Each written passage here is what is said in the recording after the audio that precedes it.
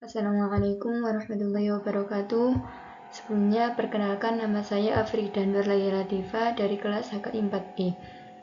Di sini saya akan menjelaskan materi tentang kode etik profesi.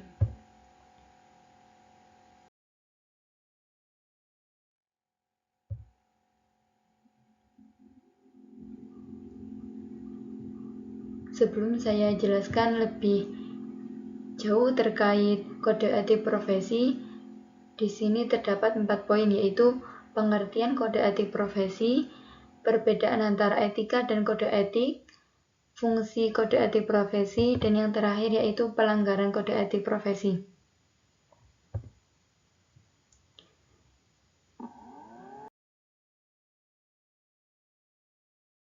Apa sih yang kalian ketahui terkait pengertian kode etik profesi? Kode etik profesi merupakan suatu tatanan etika yang telah disepakati oleh suatu kelompok masyarakat tertentu. Kode etik umumnya termasuk pada norma sosial. Kode etik juga diartikan sebagai pola aturan, tata cara, tanda, dan pedoman etis dalam melakukan kegiatan atau pekerjaan.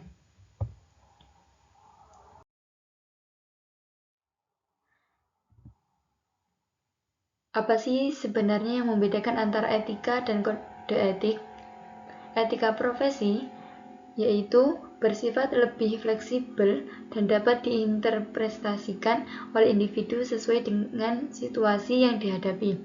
Etika profesi lebih mengandalkan pada tanggung jawab dan kesadaran pribadi individu, sedangkan kode etik memiliki sifat yang lebih mengikat dan mengatur berbagai aspek perilaku dan tindakan yang harus dijalankan oleh anggota profesi. Kode etik memberikan batasan yang jelas dan membuat sanksi bagi pelanggaran yang dilakukan.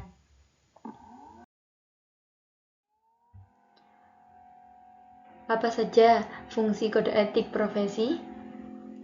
Fungsi kode etik profesi yang pertama yaitu memberikan pedoman bagi setiap anggota profesi tentang prinsip profesionalitas yang digariskan. Maksudnya bahwa dengan kode etik profesi, pelaksana profesi mampu mengetahui suatu hal yang boleh dilakukan dan yang tidak boleh dilakukan. Yang kedua yaitu sarana kontrol sosial bagi masyarakat atas profesi yang bersangkutan. Dalam arti bahwa etika profesi dapat memberikan suatu pengetahuan kepada masyarakat agar juga dapat memahami arti pentingnya suatu profesi, sehingga memungkinkan pengontrolan terhadap para pelaksana di lapangan kerja ataupun kalangan sosial.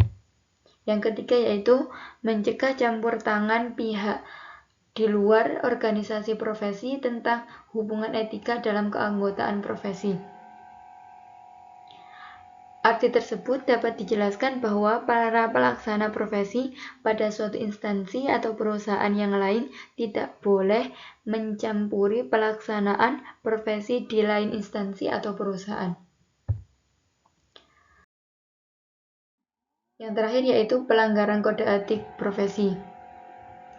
Pelanggaran kode etik profesi yaitu melanggar standar etika yang ditetapkan oleh badan profesional atau organisasi.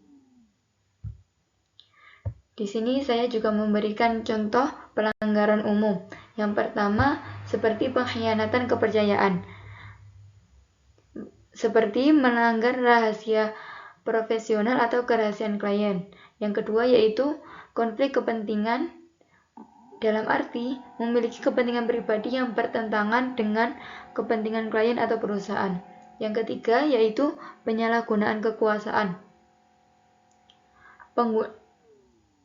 penggunaan posisi atau otoritas untuk kepentingan pribadi atau untuk merugikan orang lain. Yang keempat, ketidakjujuran, meliputi penipuan, manipulasi, atau menyembunyikan informasi penting.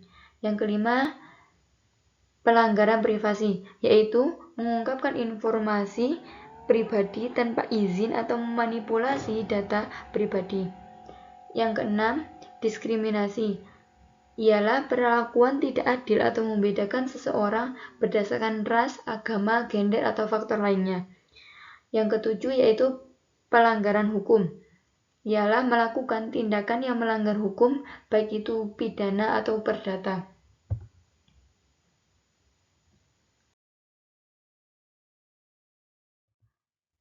Sekian penjelasan dari saya, kurang lebihnya mohon maaf.